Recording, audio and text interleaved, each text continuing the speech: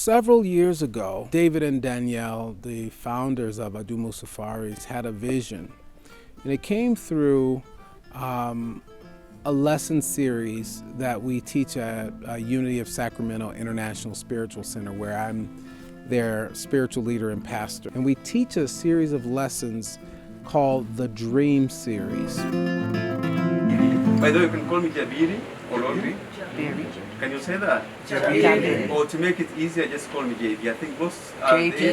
Oh, you like that. Jabiri. I see you now. And the Dream Series provides methods, techniques, and principles for discovering, developing, and demonstrating the dream in your heart. They had a dream for what would be possible to contribute to this great motherland. I'm so excited. I just can't hide it. I'd always wanted to go to Africa, and I'd been saving, but I didn't really think that that would happen. It was just a wish. So I'd always kind of put a little money aside, and then when the opportunity came, I said to my husband, "Oh, I would like to go," and he said, "You have that money?" And I'm like, "Really? Like I could spend it? I should do, this is it?" And then we looked at each other again and said, if not now, it's never going to happen. So let's just add to the craziness. Let's do it.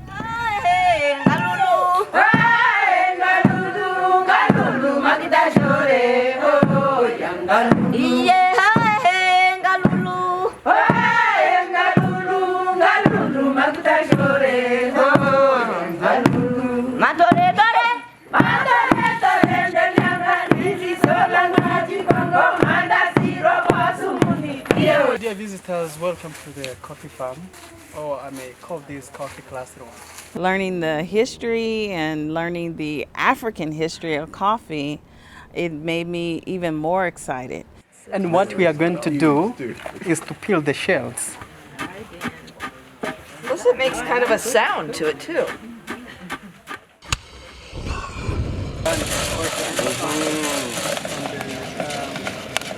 Preparing the coffee bean and crushing it down to a fine powder. It reminded me of what my ancestors in the United States did as they worked in the fields.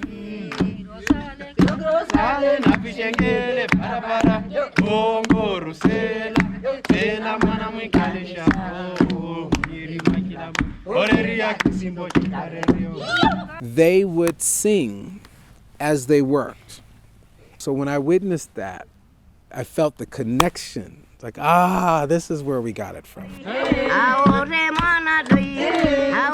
What was beautiful about that, about seeing the traditional way of grinding the coffee, is that as somebody who has studied West African drumming, I know that, you can see the djembe has the same shape of the mortar that they pound grain and coffee in. And my drum master, Mamadi Keita, taught us that that's where the original rhythms came from.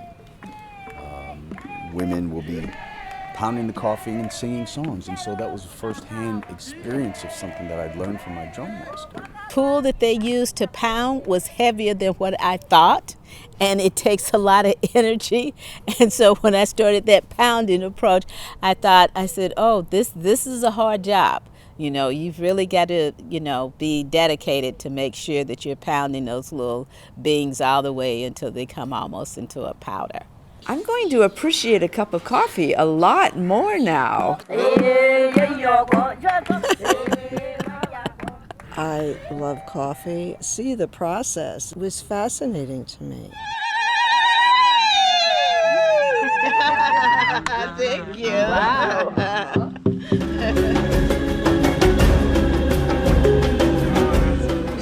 By Isaiah and Malika. So this is coffee by Malika and Isaiah. Now, if our Unity babies can plant coffee here, you can do something green and conserve it where you are.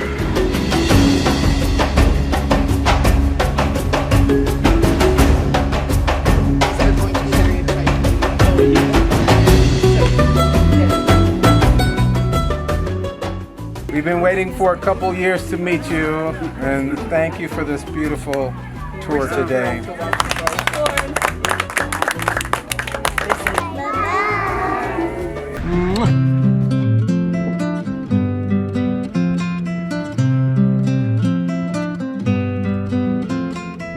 Driving to the Maasai Lodge, I was thinking, where are we going? There's nothing out here. There are no road signs, and the road was so bumpy, and I thought, we're just driving to nothing.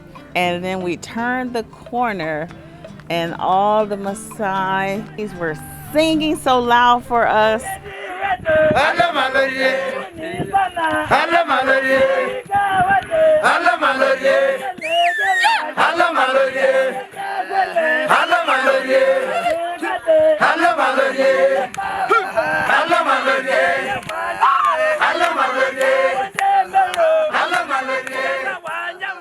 And all of a sudden, I wasn't tired anymore. I was excited.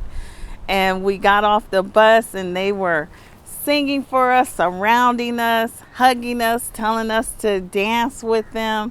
It was just art, and it was almost unbelievable.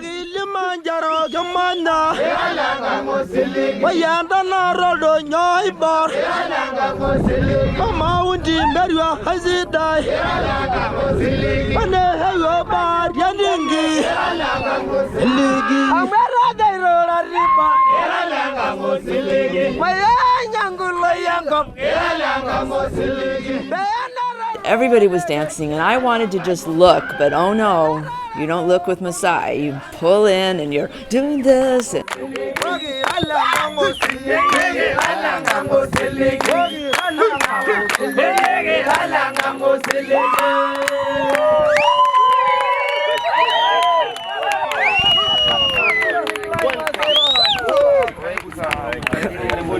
Hello. Hello. How are you? Good. What's your I came to Tanzania was about the Maasai culture, so I personally really enjoyed being there at the lodge and hearing from the people there, just because you can read about something in a book, but seeing it in person and hearing from people directly is what really impacted me. Everyone was so friendly, and I didn't feel like they were just doing this just because I was visiting. It made me feel like they are that way all the time. Blown away by the hospitality, the love, the warmth, and the beauty of the land, the beauty of the people.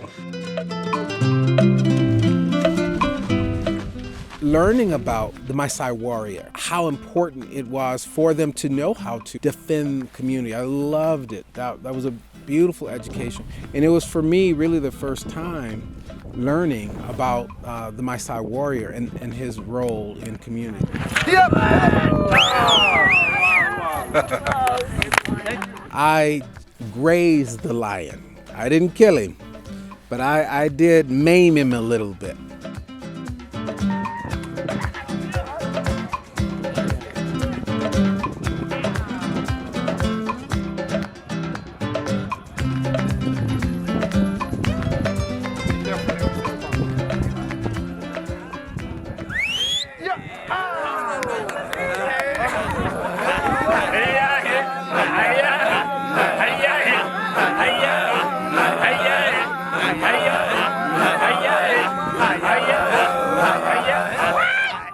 Again, to hear their songs and then to actually drum with them, you know, and for them to sing their song and to try and match the rhythm that they were going and add drumming to it, and it just took off, and everybody dancing, singing, and drumming together. It was wonderful.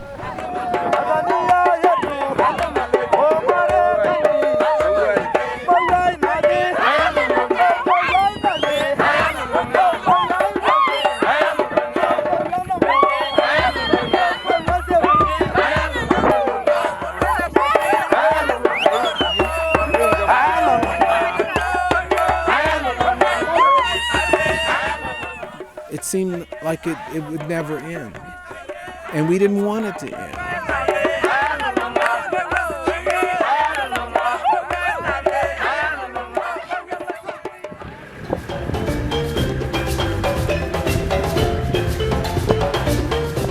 water project, just to see the efforts that are being made to bring the clean water there. After you have seen the amount of time that the people spend going to get the water's on donkeys, the water's being carried by the women, moved me to say, got to do whatever I can do with the group to make sure that we get that water project, because it's taking not only the health concerns away, but it's also giving back time to the community, that they don't have to spend so much time going to get water, and everything is circled around you getting fresh drinking water.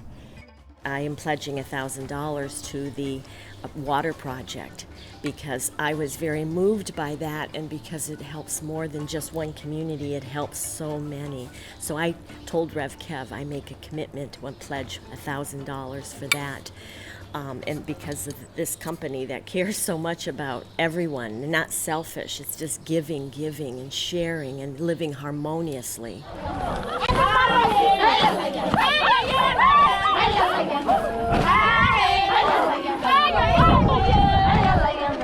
Traveling with Adumu, it wasn't just taking a trip or taking a vacation. It was just so much more, like not only us give back, but to meet and see others who are here, who are doing more for their community. Through all the activities we've done here, I've seen that Adumu is really living out its mission and vision, and is really prompting me to be a little bit more intentional about who I travel with moving forward, and thinking about how I can move that into my lens of travel, as opposed to just it being happenstance through a particular company that I picked.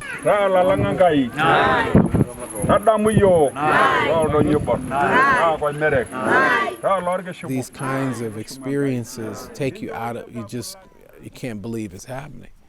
But it is happening, and it speaks to the generosity of the people here. Quiero yenda.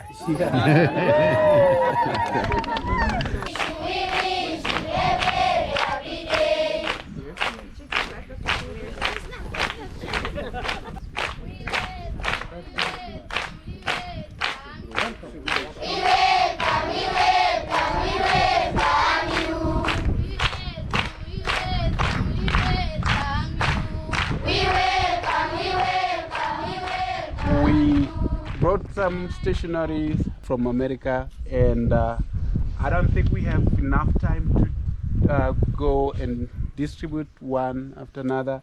I think we're just gonna give it to the head teacher, and then he can do that. Education equals strength and power. You guys learn, learn, learn. Thank you so much. Bye-bye.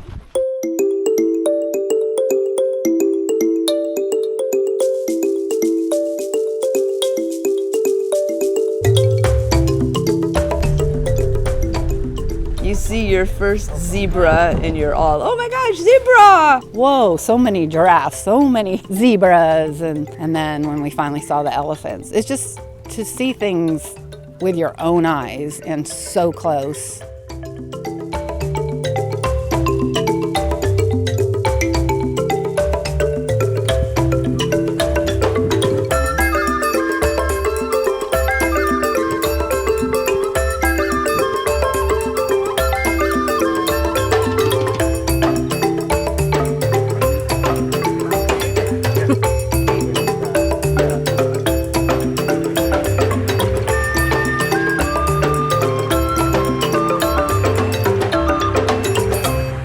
Grandmother and my mother always collected elephants, so we have a few elephants in the house, and that's my mother's favorite animal, so I wanted to be sure to get some elephants. And I got to see baby elephants, which was my main wish.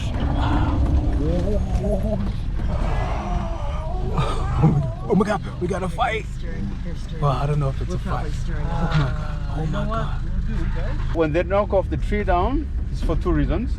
To reach the leaves, but also they even debug of the tree, like feeding on the bark, looking for this cambium layer, which carries that nutrients. I actually came for elephants. my whole life loving elephants. So coming here to be with all of those animals, and I was speechless. I just wanted to sit there and watch them and be in their presence respectfully. I could have actually touched the elephant ear. He came right by the side.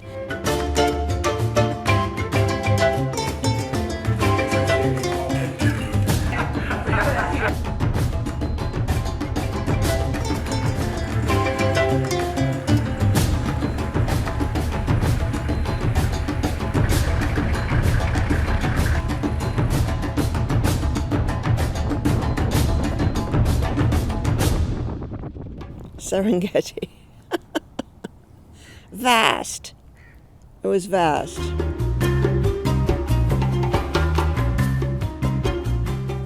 Anytime our Land Cruiser came around, animals were running away, but when we went around the lions, they just sat there and they were like, "You mean nothing to me." And that even fascinated me because I said, wow, the lion is not afraid of anything. Every little animal we saw, big or small, was exciting. Most of the species that are available here are, Thompson gazelle, and also this is actually a perfect habitat for cheetah. It was so much better than I imagined. And one of the things that startled me is watching them hang out together. They're not in a zoo. They're in their natural habitat. And that's something that I just truly love to see.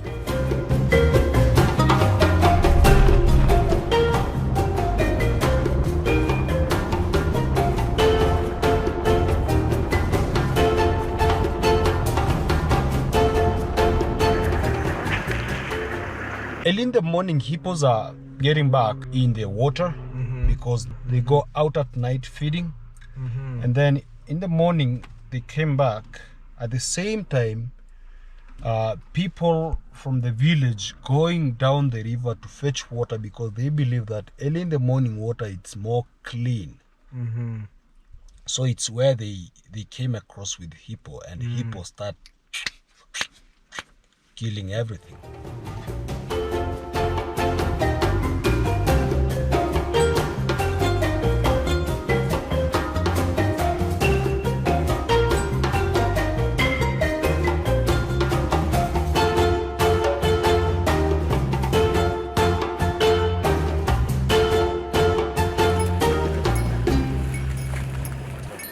You guys, you have a safari guide upon landing. They're gonna help me to find the animals, but there is no any safari guide that will come and help me to fly hot air balloon here. Okay? So we enjoy and relax to the maximum.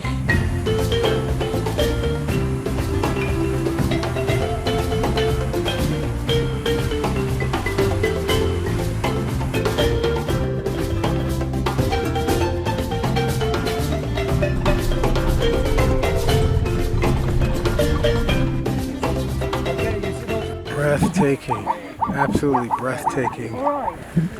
Once in a lifetime, experience. Just seeing all the wildlife from up high like that. It's beautiful.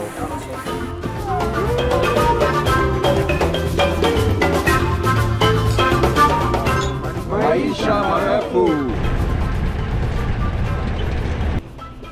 Just really feeling blessed that I was able to be here and to have this wonderful experience of the safari. But the exciting part was, of course, we pull up to what looks like a big rock, and we're kind of in our Jeep going, there's a rock, whatever. And then the rock stood up, and it was the rhino when we grabbed, and the whole Jeep went, It was my first time seeing a rhino. Not only seeing the rhino, but the hyena walking up on the rhino. I was like, what is this hyena doing?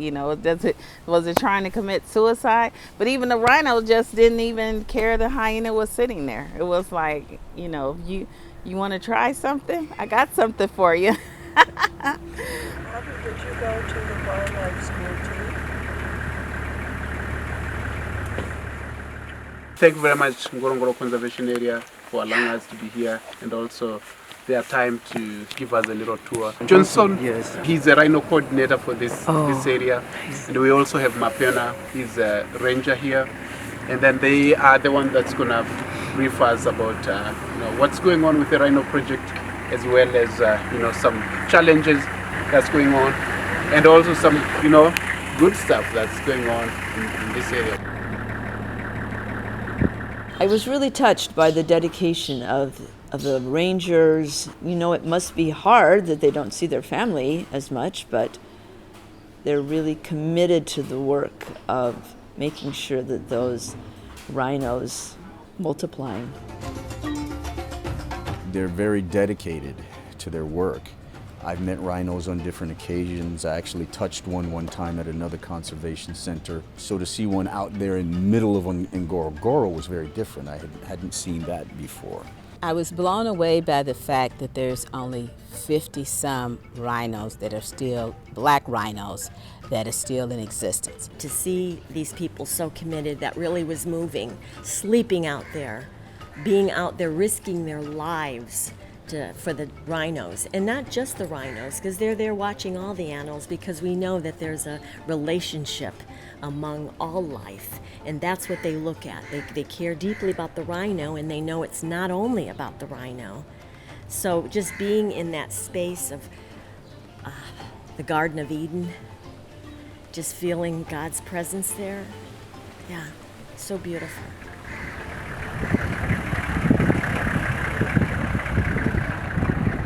I loved all of the aspects of safari, the wonder of meeting, witnessing the animals and all that. But my heart broke open. My favorite part was seeing the children. Today is a very wonderful day to Tanzania, Arusha, Ngorongoro, and Erlin. To know why we shall join up with our reporters. Be with me to the end. To see the children standing out there waiting for us, the number of children, the dedication of the staff. Their welcoming to us was so heartfelt. I mean, just immediately presenting us with artwork that they had done. As a teacher, that's a lot of time they put in, a lot. Like, I'm still blown away that they get the results they get with so little.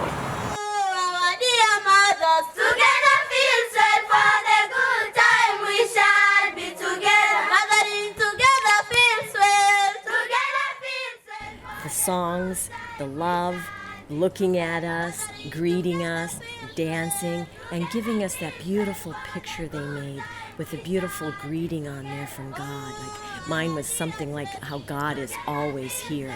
It was so beautiful. And then their flag, and greeting us with that, each one, and then giving the beautiful pot that they made.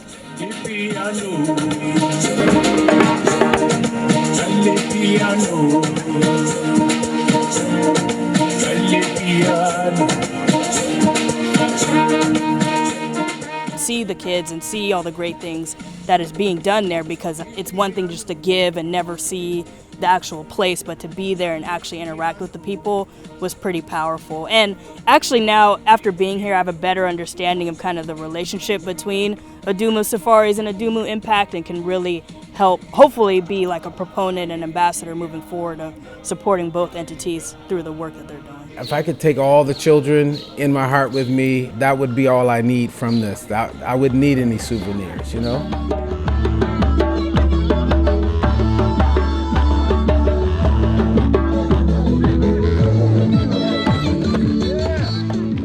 Even the kids, I work in a low-income area and they don't have a lot, but compared to what they have, the kids here have even less, and yet there's so much love and happiness and success, and give off all that love and happiness. And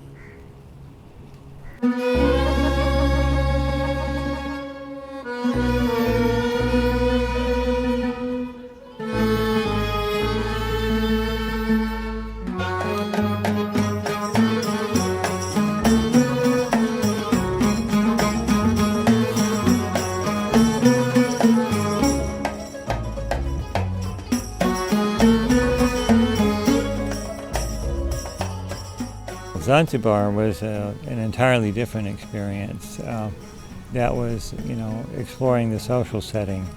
I did imagine Zanzibar as being a busy, busy place. So getting here, seeing it, walking the streets, it was a little more busier than I had imagined in my head. Yeah, I was struck by the more Middle Eastern feel to it. And the narrow little roads out more like an alley, and people selling and motorcycles, and it was busy, busy, busy. One of the main things you'd encounter when seeing an Arabic house would be a door like this. And these doors are very famous in Zanzibar, known as Zanzibar doors, typically of two types, Indian and Arabic. Arabic doors like this with a square on top, and Indian doors with a semicircle on top. But all the carvings on the door are not carved by machine, they're hand carved, which takes approximately 2.5 to 3 months to carve a single door, and after carving weighing an average of 200 kilograms for a single door like this. But before, a door used to be like a social statement. The bigger the door, the wealthier you are, and also the first part to be erected before the house. So first you make a door, and later build a house. In which today is the other way around. Because before, a door was an expensive part to build. So people did not want to have a house, and later cannot afford to have a door. So they secured a door first, and later build a house. I find it very romantic to be here. Three main things made Stone Town a World Heritage Site. The first thing is the manifestation of cultural fusion, interaction and interchange that can still be seen in the cultural tradition and civilization of the people. That people from different parts of the world were able to come together, live in a single community, not only that, but in peace and harmony. So over 90% of the entire population here is Muslims, and the rest is mixed, Christians and Hindus. But no problem also between the different groups of people. Coming of all these people has led to what the culture is all about. So everything you would hear, see, or want to think about Zanzibar in any of the aspects, all these things are not originally from here. From the culture, the music, the food, the language, even us, the people, we're also not from here. Interesting. The culture, the flavors, everything. The smells. It's vibrant and it's going, and it's you know, always something happening, always noises, whether it's, you know, call to prayer or the Christian church bells going off, or kids, you know, partying in the street, whatever. Very interesting place, and very interesting kind of multiracial, multicolored palette of humanity on this island as well. The architect in the areas, seeing the doors, where the way that they keep away the elephants from ramming the doors was very unique. This is the gardens, I am the secret. We do this kaftan show for exclusive group, not for anyone. So you are quite fortunate.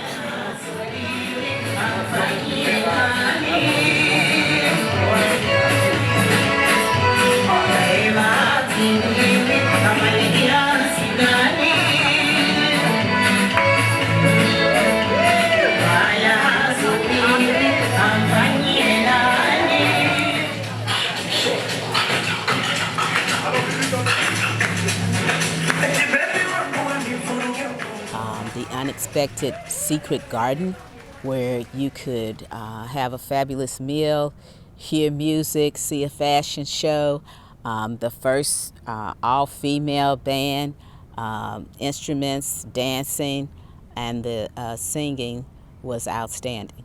So Zanzibar has been a very, very good experience. One where my fashion is from and that I really enjoyed. And meeting the designer was a treat, and his son.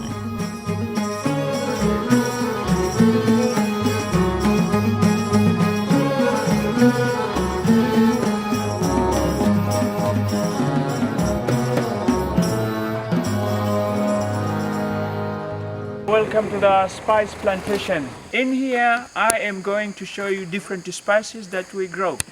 Cinnamon, cardamom, cloves. This is our major export, our major spice. So then I will show you. That vine, those vines look bare. Will they produce any more? No. From the cinnamon, we use almost everything. From the roots, the buds, and the leaves. I kept telling people back home I'm going to Zanzibar and I can't wait to get to the spice farm. This is a cloves. Yeah, we have two major export spices, which is cloves, but also we have a seaweed. So learning and smelling the spices right from the earth, that was great. And a lot of times, even if in America, when we go to the market to buy fresh spices, it's already been taken apart, torn apart, stuff you use here to maybe as a tea, we don't even have in America because the stems have already been broken off. Something has already been, it's already been changed once it gets to the market. It doesn't taste as fresh. So getting the spices, being able to smell them right there, I loved it. That was very interesting to see. What does a cinnamon tree look like? What does the Robusta coffee berries look like? Cardamom. I'd had cardamom before, but I hadn't seen it. You see spices, you hear about spices, but to actually have the opportunity to see how the food that was prepared, to understand how the spices are used because the food was so flavorful.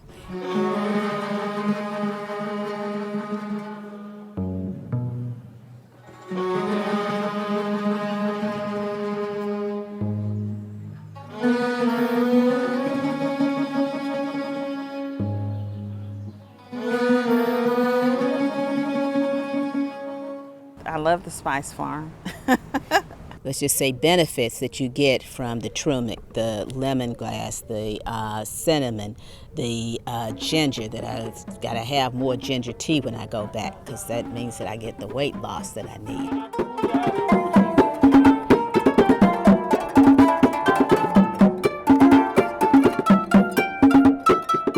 Welcome to Mongoni, and my food is Khairat. So it will be a free to our school, or everything just you like, just welcome.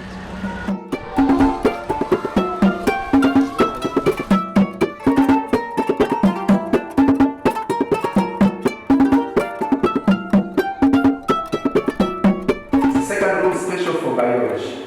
This room special for explaining physics and chemistry.